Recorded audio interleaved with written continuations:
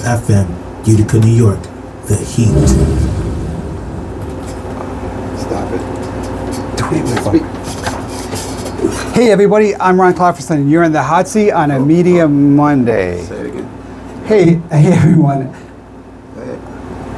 Hey everyone, I'm Ron Clafferson. You're in the hot seat on a Media Monday. We want to welcome everyone who is streaming the video of this broadcast on Twitch and Facebook Live, as well as our audio streaming audience at 955theheat.com, as well as on the TuneIn app. And those of you who are listening on broadcast signal on 95.5 FM The Heat. We have a great show for you tonight. We'll take a shopping trip to Clinton with Lily Christopher, and Hawa Peters will be here to tell us all about the Utica Royalties Talent Show. But we begin tonight with Drew Allen, who we know from Drew's Magic and Balloons. He's here in the studio, and so is our entertainment correspondent, Nabil Khan, who's just back from the Fan Expo weekend in Boston, right, Nabil? Sure am. So who are the celebrities? Oh my God, who weren't the celebrities? We had John Cena, we had Simon Pegg, we had Ewan McGregor, a ton of people from Supernatural, which I got to meet for like all of 2 seconds. But it was just a fun-filled time, you know, whether you like comics, anime, celebrities. What are these Comic Cons like? Because you always hear about them, but like when you actually go to one, you buy a ticket. Like, what do you do with the celebrities? What do you do with the game playing, and what is it like to be at one of these There's things? so many things. There's like something for everybody at these things. I mean, there was an area to play card games. There's people who could play Dungeons and Dragons.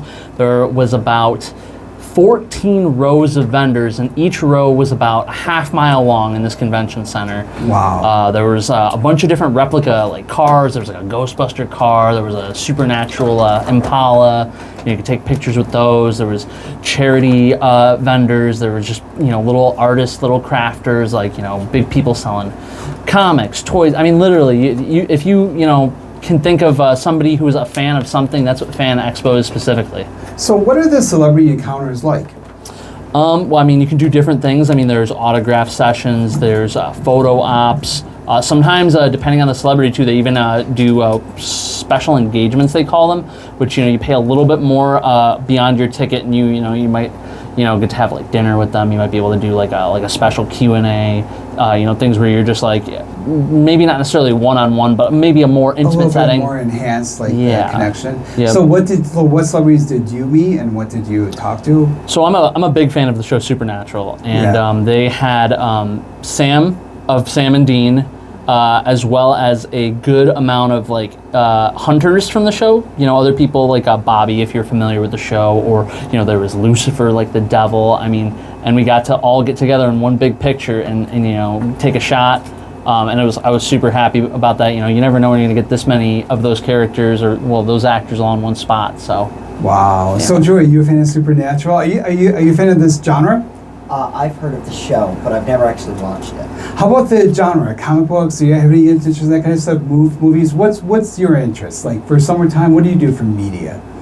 For media, not much. Sit, watch YouTube, do magic shows. What do you watch on YouTube? Yeah, YouTube is a kind of media, right? A bunch of stuff, like little animations from small channels to like big car things, anything.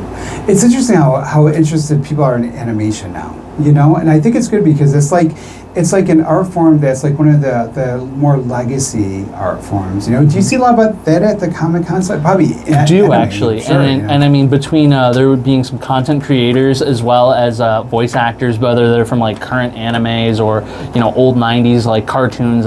There's again, there's just a little bit for everybody, and it's fun because even if you think that there's not going to be something for you, you might watch somebody walk by who's like dressed up as something. You're like, oh my God, I know that thing. I didn't think anybody else knew that thing. So. And you must just start conversations easily because of the shared interest. Sometimes, yeah, and these events have grown over the years to be very friendly to each other. Mm-hmm. I didn't dress up as anything myself this year, but I have some fun shirts and things, and I got stopped a handful of times by people that are like, hey, I really like your shirt, and sometimes it's a simple way to start the conversation where other people might ask to take a picture with you, and it's gotten to the level where most people are okay with it, but even if you say no, nobody makes a fuss. You're like, oh, okay, well, thank you, cool. And you have a great costume kind of thing. Yeah. So now, Nabil, I know that you host a trivia night, so you kind of have something in common with Drew, and that you both you both have to interact with the public and like draw them in and stuff. What are some of the techniques that you use? Like Nabil, you're talking about like how at the con you talk to people, like strike up conversations.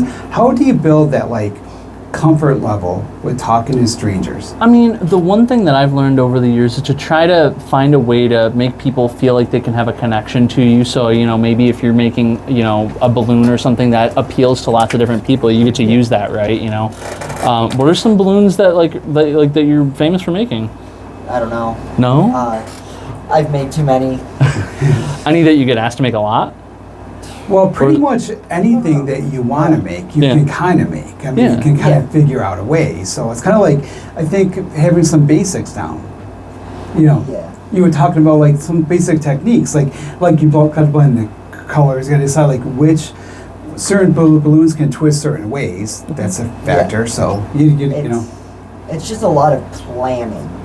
So like, I don't get typically asked to make one certain balloon a lot. Okay. Except for Stitch. Stitch is, everybody's like, can you make Stitch? Yeah. I'm like, sure. Yeah. But it's just like, I can make Stitch 15 different ways off the top of my head. That's awesome. And I mean, then that's the type of thing too where people like recognize Stitch, so it's a great way to make that connection with the audience, They just made had the remake movie, it's in front of a whole new generation of viewers. Yep. So, now all of a sudden that's a way to like, oh my God, he made that thing that I really like, Oh yeah, 100. Like whenever I'm doing a magic show, I'm always up to date on my current movies, so I'm like, I can sneak that in. Yeah. So Drew, what's your process? Like how would you stay up to date on like the movies, particularly ones that like are the genre ones that maybe would appeal to an audience that's younger than you? How do you stay cutting edge, like on the characters and what people will ask you to make? TikTok. I was gonna suggest that. TikTok. Yeah. So like over time, do you feel like through TikTok you pick up on like what the trends are that people might talk to you about? Somewhat. Sometimes I have a lot where I'm like, I never heard of that. But like, people ask me, can you make a Labubu? And I surprisingly knew what that was before. Yeah, well, you must be pretty proud of yourself that you know what that was. Yeah. What's your process, Nabil, for your questions? Oh, for what? For trivia. For trivia? Yeah. I wish I could say that I had a specific process, but I'm more like the messenger, and the trivia group that I work for, has a kind of like almost like a relay. Oh, they have them. Yeah, so somebody spends their time every week writing the questions. Then there's us, the hosts, that are like asking them and interacting with the people. So I get my questions, I read them, and I go, all right, here's what I got for you. So you're kind of acting them out. Sometimes, yeah. Kind of, like you're kind of performing it. So what's your process? Like, say you have somebody there who's not engaging. Like you have someone at the bar for trivia night, and they're just not, The running joke for me is so the trivia group that I work for is called Stage Time Trivia. It's like a local, homegrown in Utica, and I mean they have events as far locally as Syracuse, and they actually sell the game online nationwide. But really? So but all the local hosts that host for this are comedians. Like they do stand up and all that. I am not. I have never done stand up in my life. There must be a lot of pressure. With my running gag is I tell them all, please don't laugh at anything I say. I'm not a comedian. Not trying to. And 9 times out of 10 I get a laugh, and that helps break the ice. Yeah. Like, okay, all right, well, if we're gonna lean into this, fine. I'm a comedian. So Right. it's just finding a way to connect. I mean, different audiences. You read the room. I mean, part of a trivia too is I play music in the background or between rounds. And if I walk into one of my venue in Waterville, the type of music that they're gonna like is probably gonna be different than when I walk into my venue in East Utica. Oh yeah, right. So like that helps and the make music, people more comfortable and engaged and stuff. 100%. Well, what about you, Drew? Like, say you have a group like a party and you have a kid who's really shy, or how do you draw them in? Well, if it's a magic show, it's really easy because, like, for example, comedy is a great way to break the ice, like he was saying. Where like my first trick I do every magic show, I have this big ginormous buildup. Right, where I'm like, I'm gonna find it behind my back, all of this, and I just keep adding to it each year and everything. But then, right when I'm about to find their card, I purposely mess up, and it makes everybody laugh. And like, I just keep doing it, and so it kind of breaks the ice. Oh yeah, like any way you can fit a joke in, people will get more comfortable.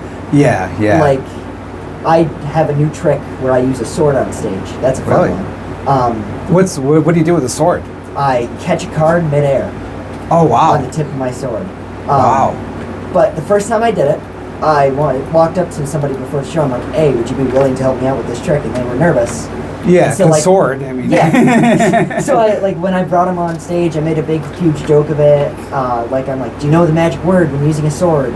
Liability insurance."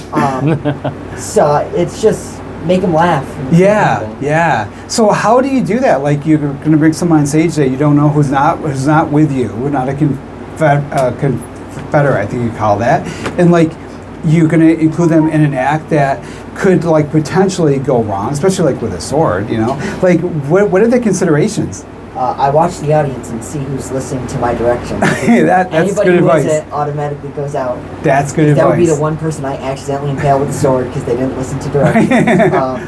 But mainly I have certain age range that I like for certain tricks. Yeah. I'll swap in and out, and so I visually estimate that, and then I'm like, oh, this kid getting really into the show, they probably want to come up.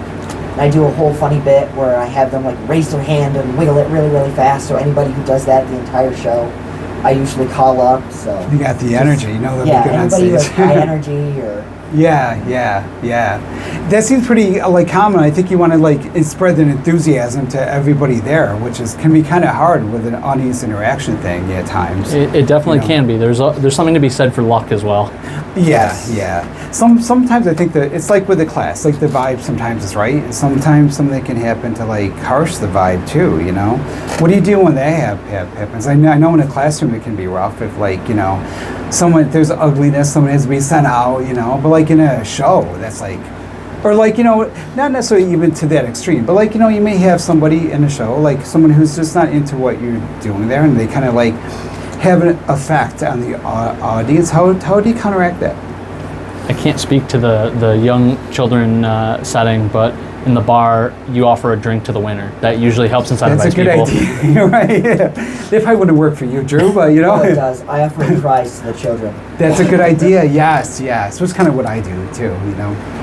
So Drew, do you think that like how does the demographics of your audience affect what you do? Like when you have a younger crowd, do you do more of the balloons, more of the magic, or does it have any effect?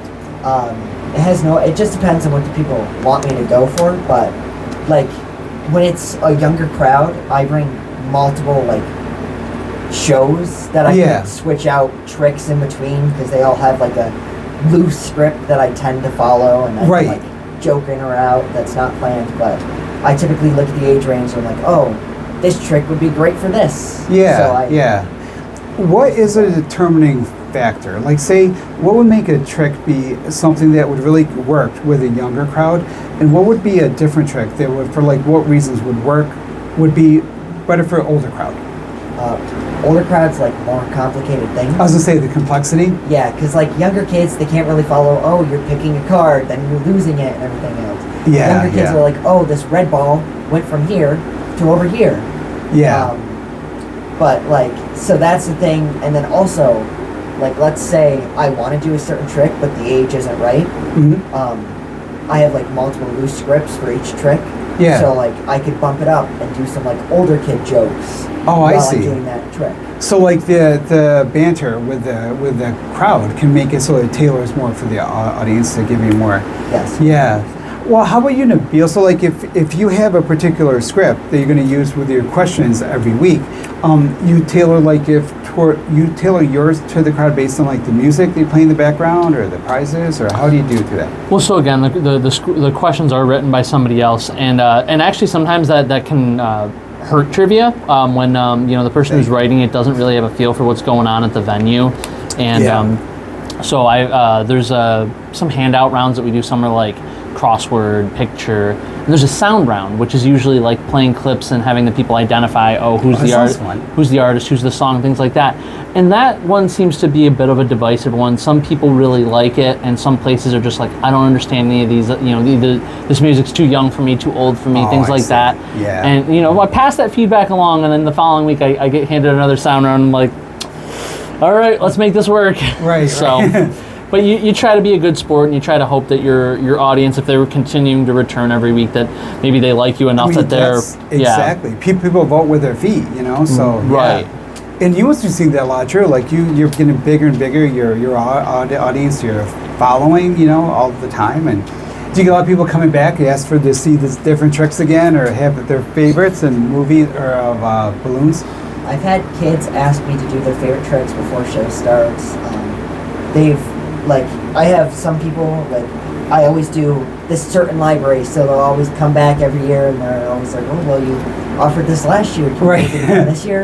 I'm like, there's a lot more kids, but I guess. You don't want to disappoint your fans. Yeah. And it's nice to have fans. It must be to have these kids that think like, wow, he's really cool. He does all this stuff, It's like, it's nice to have, like for you, like with the trivia, like if they come back every week, that really says a lot, about Definitely. the following. What do you do to keep your acts fresh?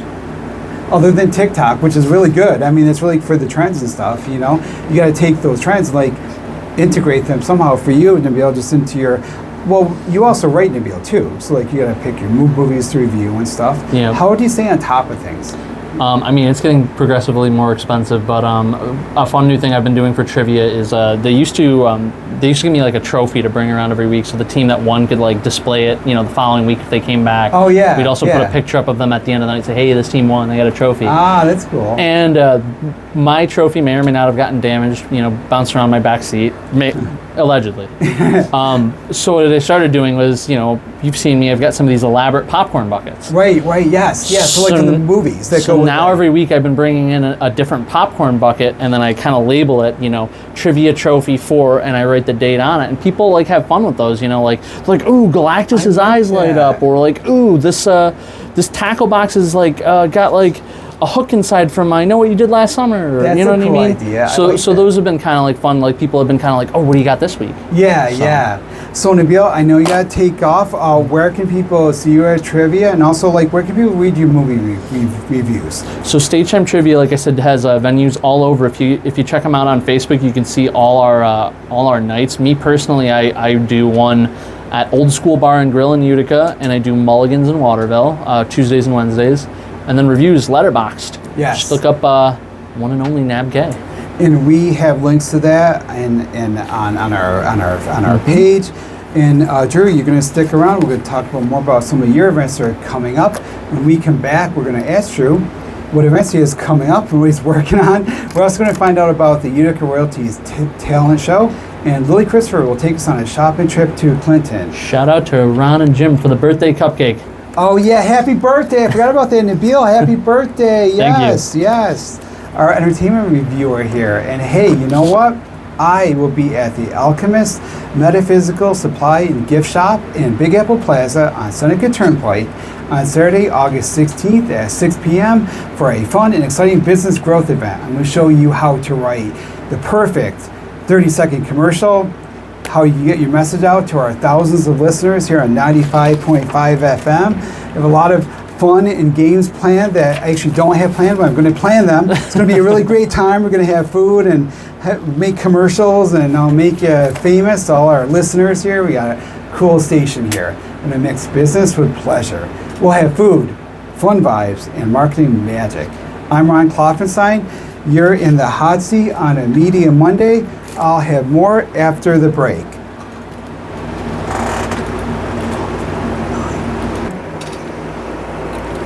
Hey everyone, welcome back to the hot seat on this Media Monday. Welcome back to the hot seat on this Media Monday. I'm Ron Kloffenstein. Not only are there some cool stores in Clinton, but you can also meet some cool people when you're shopping there. Lily Christopher has this report.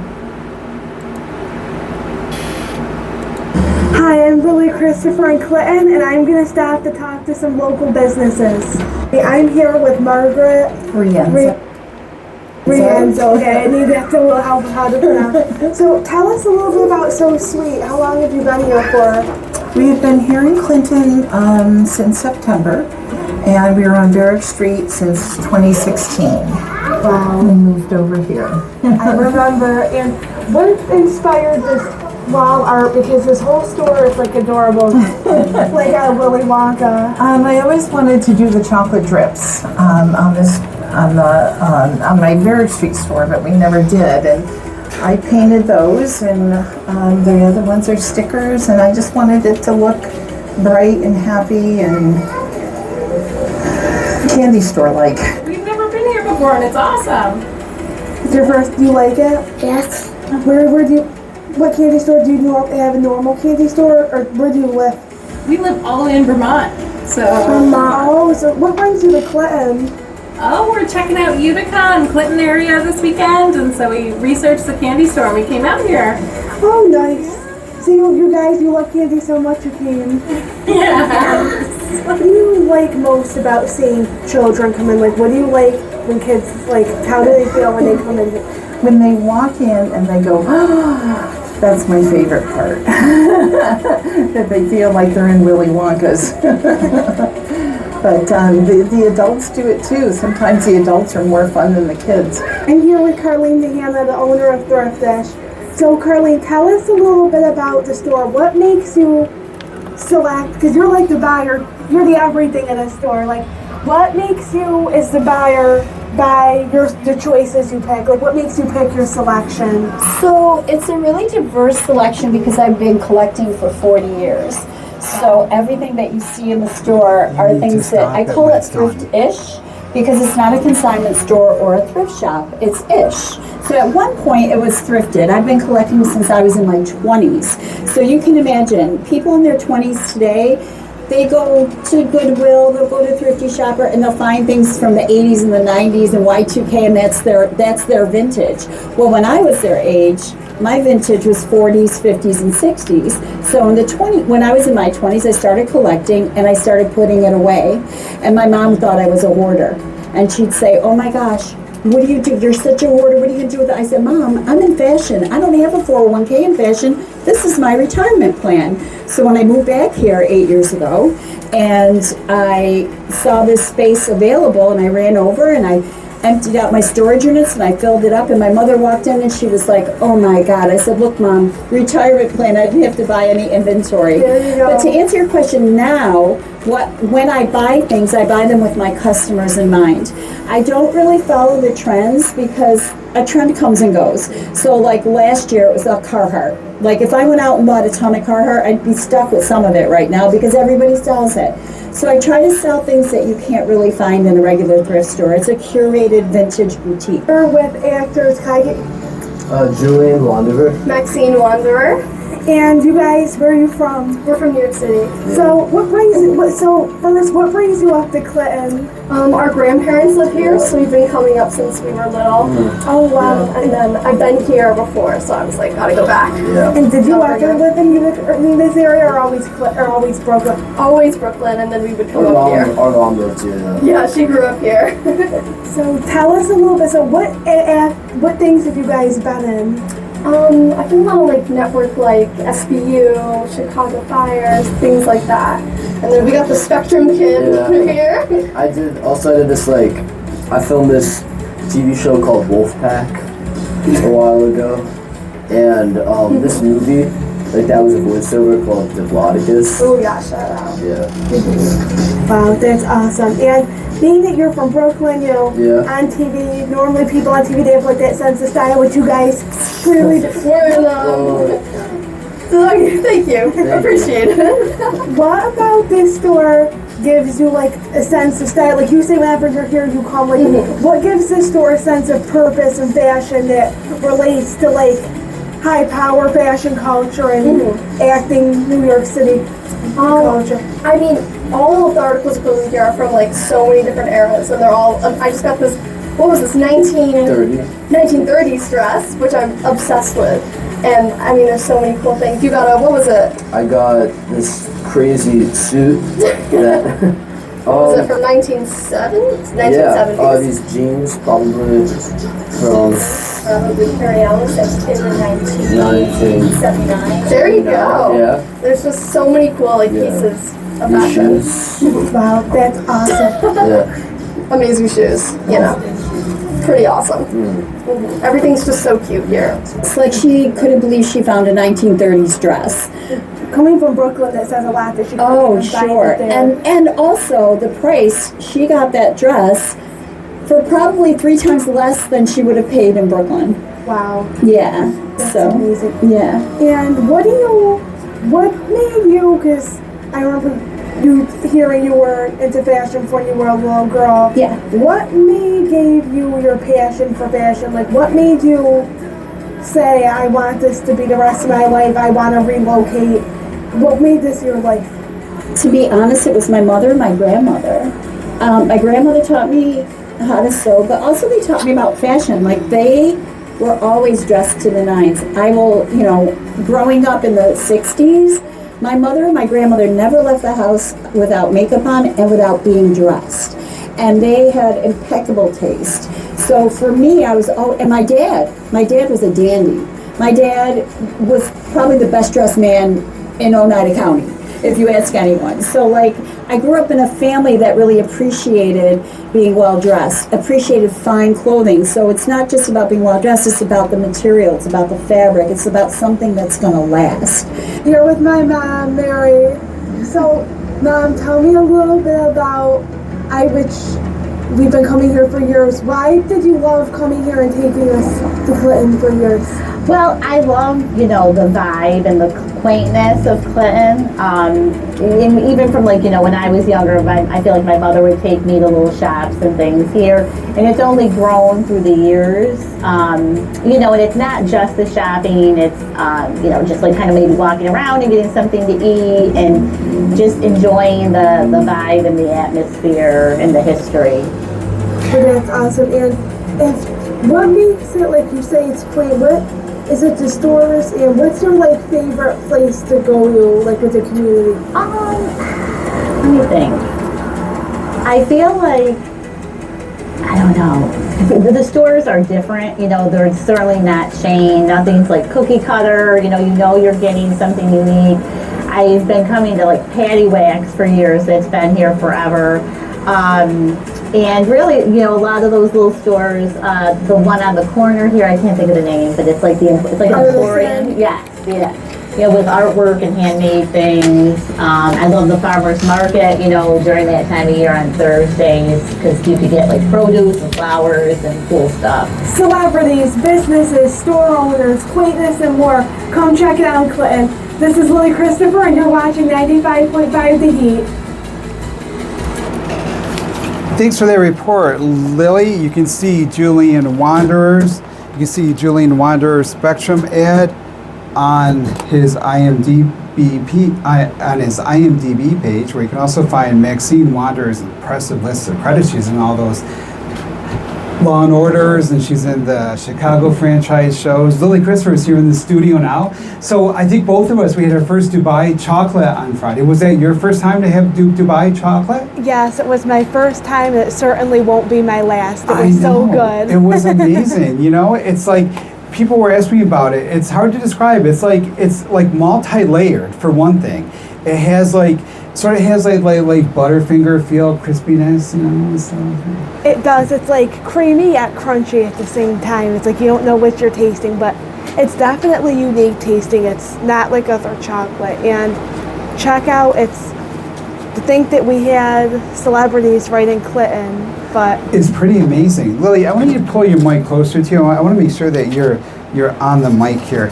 Boy, I am really missing Jay Easy here today, because he's the one who usually does this kind of stuff. So anyways, how cool to meet those actors too, Exactly, like the Spectrum ad, you're walking through the jungle of dinosaurs and I know, yeah. Desert. Yeah. You never know where you're gonna hit, and you hit celebrities right in Clinton. And when you go shopping, you're you never know what you're gonna find. So Drew, what have you been up to? What are you working on? Pull your mic up to your face there. A lot of things, a lot of magic tricks. A lot of shows. Different balloons. So much fun. So why don't you tell me about what you brought today? Now, for people listening on the radio, they can't see it, but everybody who's on Facebook Live, everybody who's on Twitch, and of course people watch the video on Wednesday. So this is I'm just gonna say it's very elaborate. Yeah, I have I didn't know what I wanted to make you this time around, so I'm like, oh, it's summer, I'm gonna make something summery, so. I love the colors. Thank you. First I made the palm trees and everything, I'm like, what goes with palm trees? Oh, they're on a beach. And then I made the crab and the turtle. And I'm like, it's summer. They can hold like a watermelon and an ice cream. I'm like, it just needs something to hold like the palm trees together at the top, but I didn't want to use a clear balloon. So I'm like, how can I make it stylish? So I added that sun at the top. I like the sunglasses too, because that is kind of my thing. So like as soon as I saw those, I was thinking, oh, I wonder if you made those for me. I was like, that's really cool, the sunglasses there. Now, when you did this, what was the process? Did you just make it? Did you draw it first? Did you plan it out? Was it a sketch kind of thing, or? Usually I plan them out, but this one, I was waking at 4 a.m. and I'm like, I have nothing. So I just kind of started twisting, and this is what I ended up with. Started to make it. Wow. So I bet sometimes that's the best inspiration. What do you think, Lily? Like when you come up with these great ideas for these stories, how do you come up with these ideas? I come up with these ideas just based off of what I'm into and your own personality. So Drew, looking at these balloons makes me think, how do the choices you create, like for fun or on your free time, what makes you pick these choices? How do they relate? How do balloons relate to your life and your personality? Very heavily. I'm the balloon guy. That's all. You're a very creative person, I think. And there's something about balloons with the different colors that allows you to like do so much different stuff. And I think that's one of the things maybe you like about it, is that you can do so many things, with the balloon. It's like, just like, it's really like a set of paints for you, so. Yeah, the options are unlimited. I love art. I'm an art kid in my high school. So like the colors, I'm like, oh, thank you, Miss Jallou, my art teacher, for teaching me color theory. Yeah. What is the composition here? I'm thinking like I'm teaching summer school now, so I'm getting a bunch of kids ready for the Regents test. I'm thinking the imagery here, like the colors that you chose, they do develop and suggest the theme of summertime. What thought do you put into, like, how do you decide what colors would develop your theme? Almost like an essay. So I have a big bucket with all of my balloon colors, right? And they're all organized and everything. And I look at them and I'm like, what colors say summer to me? And it's like a lot of yellows, greens, reds, oranges. So lighter what colors. Can I make with those? Yeah. And with colors and expressions and balloons, when you do make these colors and you make your own things, when you do make things, like let's say you make something for a TV show or comic, do you see a color and because you're such a balloon lover, you think like, wait, like this color, I have to make it like this, but it doesn't belong? The inspiration, do you think I gotta do something with that? Oh, 100%. I make mismatched things all the time. Like the other day I made a all black Pikachu when he's normally yellow. Oh, wow. And so, that look cool. Really, it's just what is like right now that you're working on? What is your greatest challenge at the moment as an artist for you? Is it in the field of balloons? Is it in the field of magic? Is it in some other field? What is the thing that you're working on? Like, what is it you want to achieve? Like, say in the summertime or in the near future, in terms of your professionalism? I don't know. Really, my goal this summer was to get a car, and I did that. And you did it? I did. What kind of car? 1999 Pontiac Firebird. And what's it? Oh, wow, that's a cool car. Oh, my gosh, yeah, that must be great. It's nice. Oh, my gosh, good for you. Wow. Awesome. It's great to see that your success pays off, because you work so hard. Thank you. But, yeah, to answer your question, really, I accomplished my goal, so right now I'm finding another one. Good. But that's the thing to do. When you accomplish the goal, go on to next. Absolutely. Being that you'll be, Go ahead. Let me get another question. Being that you'll be a senior this year, once you're finished with school, Oneida, do you want to make your whole career, and do you think you'll plan to make your goal after high school, just grow your business? 100%. I always want to keep growing, doing more parties, making more balloons, but I don't think I'm going to do this full time. I think this is going to be definitely a side thing I do for the rest of my life. It's a good part-time job. It's a good part-time job. Especially like if you're in college too. Oh, yeah. Yeah. Unless I make it big in Vegas for magic, it'll always be a real part-time thing. And that's really good to have. I mean, you have a very unique skill, but I think more importantly, you have a drive, and that's important. And like you're a professional at a very young age, and you really are accomplished. And I'm glad you have the car because you deserve it. So, Thank you. congratulations. You're really proud of you. This is your third time on the show, and I feel like every time you're doing more stuff, and every time your work is more complex and just more achievements. That's really good to see. Thank you. When we return, Hawa Peters from Utica Royalties will be here to talk about this year's talent show. I will have this show online as a video and podcast on Wednesday at uticaphoenix.net/Media Monday. I'm Ron Kloffenstein, and we'll have more Hot Seat Media Monday after the break. This is Ron Kloffenstein, and we're in the Hot Seat on Media Monday. Hey everybody, welcome back to the show. Hey everybody, welcome back to the show. Our friends at Utica Royalties are having their annual talent show this Saturday, August 16th. They're planning another trip to the Great New York State Fair, and I'm sure they have lots of other activities planned for the fall. Hawa Peters is here to tell us all about this. And Hawa, who did you bring with you today? Thank you for having me, Ron. How's everyone doing?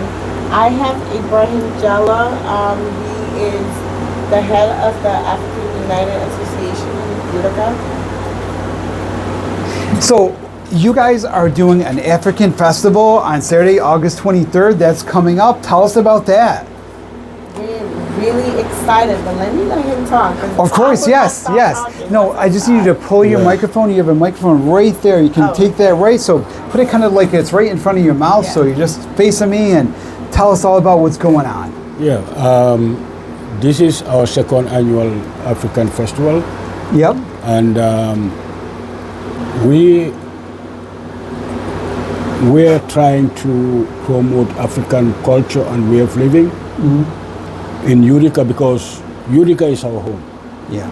You know, most of us live in Utica for a long time. Yeah. We have our kids here and everything. So this is our home. So can you try that again? Let's have maybe give me that answer one more time. Tell us about the African Festival. Yeah, the African Festival is about promoting African culture and African way of living, you know, and also to bring our kids together. Yeah. Because no matter where you're from, we are all God's creation. We are all the same. So whether you are from Utica or you're from New York City, from Georgia, from Africa, from anywhere, we are all God's children. So it's better we bring ourselves together and unite as one. And that's why, since we have this association, we come up with the idea to have this festival annually. In that way, like Hawa is doing for us, she's keeping our kids off the street. Yeah. And I'm very, very glad about that. Because if she's not keeping our kids with all these activities, who knows what would happen to them. So what will you be doing at the African Cultural Festival? We're gonna have some African music and dance, and we're gonna talk about African culture, and there'll be some African food like fufu, jollof rice, many African food. Yeah. And so when is this? It's gonna be on the 23rd of this month, from 9 to 8 at the City Hall. This City Hall. Yeah. And I see that there's like African food, there's going to be displays of culture, something this will be that people could go to for free. So, yeah. Yeah. So, Tell me about, so how, why don't you tell me, what is Utica Royalties up to? You're going to the Great New York State Fair, I think? Yes, we are, and we do have our talent show coming up this Saturday from 5 to 7. And it's exciting this year. Every year I'm excited. And 30 in a row, I'm grateful, to keep doing this over and over and over again. But before I even talk about all the excitement, I always want to talk about my sponsors. Yes, of course. This is made possible by Bank of Utica, which I'm they're so grateful for. They're really great. They sponsor so much stuff. They sponsor Utica Royalties. Yeah. They believe in our mission. They believe in the program, and I'm so grateful. Yeah. We have Stewart Shop this time. New sponsors, but they're more than welcome. Oh, I love Stewart's. Yes. That's where I get my shakes from. Every day before I work out, I get my ice cream shakes. Yeah. So we're very excited about that and happy. Hannah Ford, of course, as always. Hannah Ford has been sponsoring us for the past 2 years. So why don't you tell us about the talent show? We don't want to run out of time here. So what is this? These talent shows are great because I've been to them, and you guys so many talented adults and kids and different kinds of acts and an awesome prize. Yes. So we know that that's going to draw on some big talent. Yes, we do have $250 in grand prize. Even the runners-up will also get a prize, plus the trophies. Yeah. This year, I'm so excited because we have baseball, but better. Wow. And they're a band, and they're energizing, they're amazing. Yeah. I mean, I'm not picking favorite, but I'm just saying baseball, but better. So they'll be at the talent show? They'll be at the talent show. I have Big Grizzly coming back. Yeah, he's been on the show. He's so great. Samantha, yes. Who was the runner-up last year. Yes. She's coming back. Yep. And of course the Royalty Girls. Oh yeah, right. Yeah. There'll be comedy. Yes, poetry, musician. So when is this talent show? This is on the 16th. Okay. On the 16th, Saturday, 5 to 7 p.m., 7:30 Broadway. You can park at City Hall. It's right across from City Hall. It's really easy to find. Like you just got to go in kind of the back, but it's like you park at City Hall, and then there's always like you guys have like a sign out and stuff. So. And also we have special performance by M and Sean. Wow. And they usually play at Neils Creek in Varick Street. Yeah. They did a fundraiser for us during the summer, and they're amazing. They're coming back. I believe they're gonna open a show. That's cool. So I'm excited. They're really a great band. Yeah. Also, a shout out to Amos Daniel. I was going to say, he's the host, right? He is the host. He is a super talented guy. My goodness. Yeah. He's like a superhero. He's been on the show many times, and what a great guy. The energy, he brings the fun, he brings everything. So I'm just, again, He's I'm awesome. grateful. It's very great. And also, we are going to the New York State Fair. Tell me about the fair. Yeah, you guys are going to the fair again. We're going to the State Fair on the 29th. And the winner of this show, the talent show, actually gets to come with us at the New York State Fair and perform at Pan Africa. We're going to be there from 11 a.m. to 1 p.m. On the 29th. So we're excited. That's so neat. Also, I do want to put it out there, we are taking donations. Yep. For the State Fair, we're just taking donations. Because you got to get the kids up there and stuff, right? You know, right. Hotel. We turn it into a field trip as well. Oh, nice. Before school starts. So we're there Friday. We come back on Sunday. You guys are doing so well. You can royalties. Yes, thank you. Like you have your own place now and all these events and and you're involved now too with the Utica Royalties and. Yeah. So that's great. So how you guys all like what kind of projects are you working on with to promote African culture like in the fall or like beyond, the summertime? Well, this is something that definitely we are going to keep working on for next year. I feel like culture is really big. Is a big thing for you guys. It is. It is, and it's time. I think Utica is ready to see more African culture. Oh yeah, I always have that sense that Utica want more. Yeah. So it's time we bring more. I think a good way to reach people too is with food. Yes. Yeah. Because it's so universal. Yeah. There'll be amazing food there. Kids activities, fashion showcase. Oh, neat. African fashion, some games, and vendors are welcome. Yeah. We are taking vendors, so if you're out there, you're a business, the vendor fee is only $50, and you could be there all day. Let me ask you, we all know the value of doing stuff like this. What effect do you see on children when they participate in things that validate and elevate their culture? Or what effect do you see on children when you take kids to see things like where it exposes them to new ideas and really like makes them feel good about themselves? What effect does all this have on kids? They become smarter. Yeah. I'm sorry. Go And ahead. No, it's all they love it too, because the last festival, when we went home, my kids were asking me a lot of questions about what they saw there. Right. What did they ask you?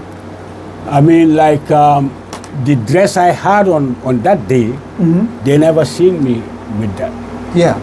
And all of a sudden, because they went to the festival before me, because when I wake up in the morning, I was doing some running around before I went to the park. Yep. And when I get there, they see me with that. They were surprised because they never see me with that. Right. And when we get home that night, they were asking me, where did I get that from? And what is it called? And stuff like that. Yeah. And why is it good to have those conversations? Because it's good to let them know about their culture. Yeah. Because they're here, they don't go to Africa. Right. So it's good for us to let them know. Yeah. And it's not only for our kids, it's for any kid out there. Any youth, any family who wants to learn more about the African culture, they're more than welcome. I mean, big thing is they get to explore, they get to be more understanding, they get to have more respect.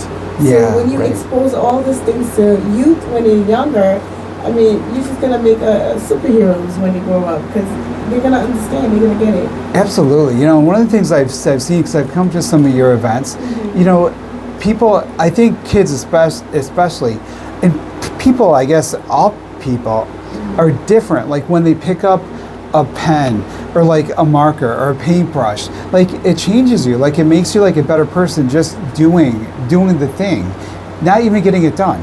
Like just participating in art and culture, it makes you a better person inside. It does, and that's why our mission here at University is to provide a safe space for you to express your talent and explore. So that exploration is there. I mean, the summer has been great. This past Friday we went to the Adirondack. It was an amazing experience with the kids. What did you do up there? We went into the boat. What is it? Is it canoeing? Or probably a kayak thing. The roller. Yes, right. And then riding bikes, exploring the museum, learning the history of the Adirondack, which it's always fascinating. And it's like so close. It's right there. Yeah, it's really good to take them out.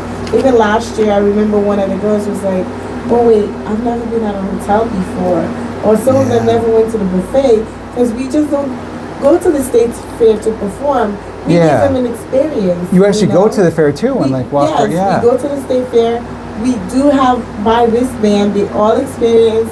They ride all the rides. Oh, that's great. To a buffet to eat. We've been to Golden Koran twice, so this time we want to take them to a different buffet, and we're taking them to the mall. Syracuse Mall. They're gonna love the mall. So so they Destiny Mall, my favorite place. Exploring for the youth.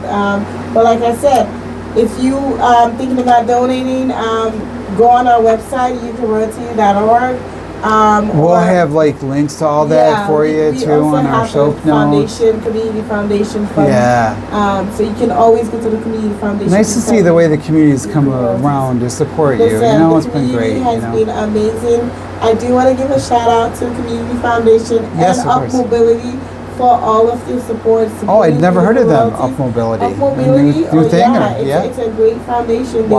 They help with resources and grants and everything. So great. We've been grateful to get the equity grant this year. Nice. And that was Up Mobility and the Community Foundation. So thank you all. That's great. Well, of course, we're going to stay on top of it. We're going to stay up to date with all the things that you're doing here. Do you have anything you want to add before we go? Yeah. Why don't you pull your mic a little closer to you there? Yeah. There you go. Yeah. What I wanted to add is the African United Association of Utica. We are trying to get the community know about us and about our culture. And by God's grace, I think we can make that happen. You know, I actually had never actually heard of your group, but you're someone I'd like to talk to more about this. So, so how about if maybe like we have you come back on the show and like talk about this new organization. So I think it's great. So I'd like to get more into this. So we are out of time now, but we will do that. So we'll get information for you, Lee. Okay. So our guests today have been Drew Allen of Drew's Magic and Balloons, and Hawa Peters from Utica Royalties. If you'd like to hear the show again, or if you want to see the YouTube version of our pre-recorded segments and feature stories, we'll have the videos and podcasts of this show online Wednesday at uticaphoenix.net/Media Monday. Our sound engineer is Jonathan Brooks, DJ J Easy. He was not here today, so listeners, I did the best I could. He's going to be at Levitt on Friday at 6 p.m. though, so go and see him at Copernic Park. It's a special Friday edition of the Levitt thing, and he won't be on next with the Easy Ride Home because he's actually performing there now too. So that's J Easy. He'll be back next week though. Jim Hale records the show for YouTube and podcast. Lily Christopher is our associate producer. Nabil Khan is our entertainment correspondent. I'm Ron Klofferstein. I'll be back next week with another Hot Seat Media Monday.